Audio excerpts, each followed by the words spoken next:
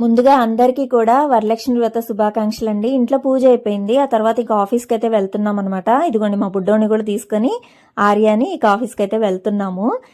Auto book చేసేసుకున్నామండి ఇంటి దగ్గర నుంచి ఆఫీస్కి అయితే. ఇంకా ఆఫీస్లో కూడా పూజ చేయాలన్నమాట. యాక్చువల్గా ఏమైందంటే లాస్ట్ మనం ఉన్న ఆఫీస్లో ఈ ప్రమిదలు, ఈ పూజా వస్తువులు ఇవన్నీ కూడా అక్కడే పెట్టేశారండి. అవి వాళ్ళు అడిగినా కూడా ఇంక ఇవ్వట్లేదు అనమాట ఆ ఓనర్స్ అయితే. ఇంకా అవి వదిలేసాము. ఇంకా కొత్తవైతే మళ్ళీ మొత్తం కొత్తవి సెట్ చేసుకున్నాం అనమాట.